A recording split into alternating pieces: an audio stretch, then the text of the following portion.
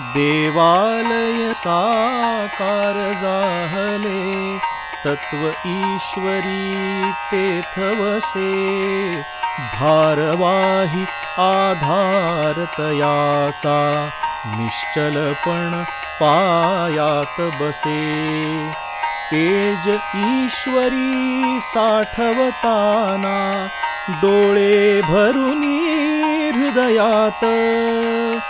पत्थर पायातील सुदे, कुठेतरी पण स्मरणात.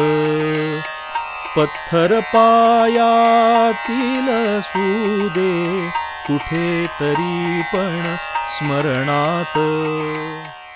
पत्थर पायातील संघस्थापनेच्या शताब्दीनिमित्त सादर आहे संघव्रती कार्यकर्त्यांची जीवनगाथा. बबुआजी बिहारमधील राष्ट्रीय स्वयंसेवक संघाच्या बहुआयामी कार्यविस्ताराचं पर्यायवाचक नाव म्हणजे श्री कृष्णवल्लभ प्रसाद नारायण सिंह. आदराने त्यांना सारेजण बबुआजी म्हणत असत.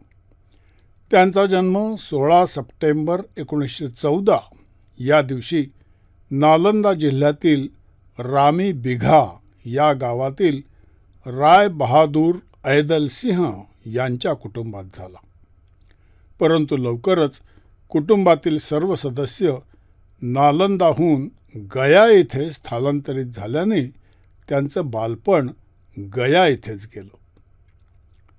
राष्ट्रीय स्वयंसेवक संघाचे संस्थापक डॉक्टर हेडगेवार यांना पाठदुखीचा खूप त्रास होत होता, म्हणून ते राजगीर येथे गेले होते.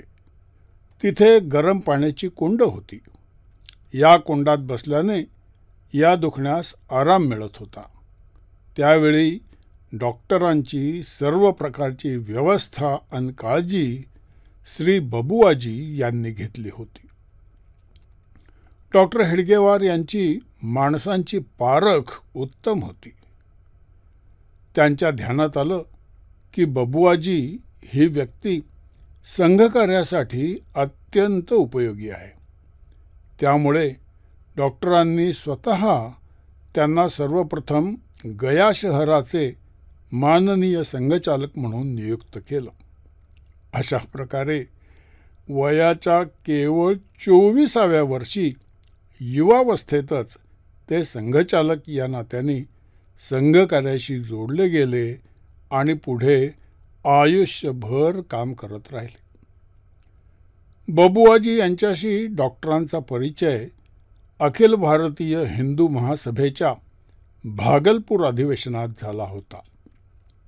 तिथे डॉक्टर हेडगेवार यांनी त्यांना पुणे आणि नागपूरच्या संघशिक्षा वर्गात वर्ग पाहण्यासाठी येण्याचं निमंत्रण दिलं. बबुआजी मुंबई मार्गे डॉक्टर हेडगेवार यांच्यासोबतच नागपूर येथे आले. रेल्वे स्टेशनवर डॉक्टरांचं स्वागत करण्यासाठी नागपूरच्या वर्गाचे माननीय सर्वाधिकारी श्री गुरुजी हार घेऊन आले होते. डॉक्टरांनी हसत हसत सांगितलं की हार मला नको तर यांना घाला. असं म्हणतात श्री गुरुजी यांनी श्री बबुआजी यांना हार घालून त्यांचं अभिनंदन केलं.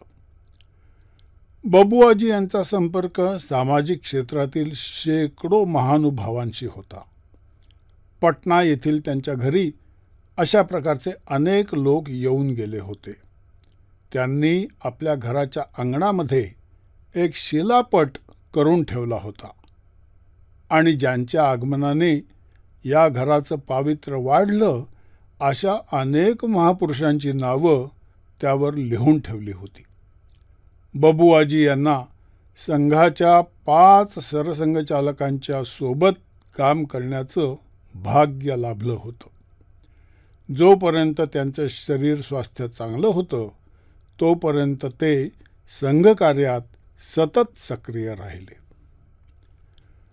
बबुआजी अतिशय गर्भश्रीमंत परिवारातील होते. असं असूनही बबुआजी स्वतःला मात्र एक सामान्य स्वयंसेवकच समजत असत. जेव्हा जेव्हा कोणताही संकटाचा प्रसंग समोर आला तेव्हा तेव्हा पुढे होऊन त्यांनी तो आपल्या अंगावर झेलला. स्वातंत्र्यवीर सावरकर यांच्या सांगण्यावरून 1942 त्यांनी भारत छोडो आंदोलनात भाग घेतला. त्याबद्दल भागलपूर येथील तुरुंगात त्यांना बंदी करून ठेवण्यात आलं. 1948 आणि 1975 संघावरील बंदीच्या काळात आणि 1992 श्री राम जन्मभूमी आंदोलनाच्या वेळीसुद्धा त्यांना तुरुंगवास घडला. आयुष्याच्या उतार वयामध्ये असूनही त्यांनी तुरुंगातीलच जेवण पसंत केलं आणि तिथे सर्वांच्या बरोबर जमिनीवरच झोप घेतली. बबुआजी यांना डॉक्टर हेडगेवार यांनी संघचालक म्हणून नियुक्त केलं होतं आणि अशा प्रकारे ते जन्मजात संघचालक होते. शहर संघचालक पदापासून ते क्षेत्र संघचालक आणि पुढे अखिल भारतीय कार्यकारिणी सदस्य अशा संघातील वेगवेगळ्या जबाबदाऱ्या त्यांनी पार पाडल्या.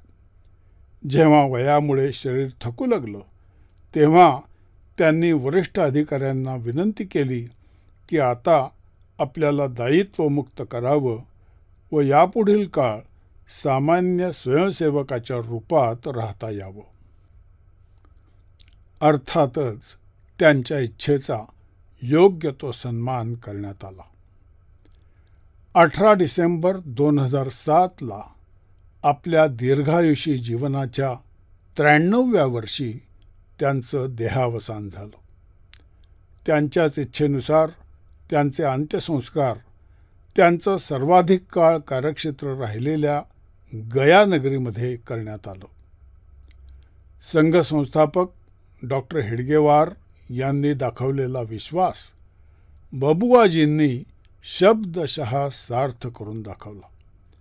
संघनिष्ठेची अशी अनुपमेय उदाहरणं हेच संघाचं मोठं बलस्थान आहे.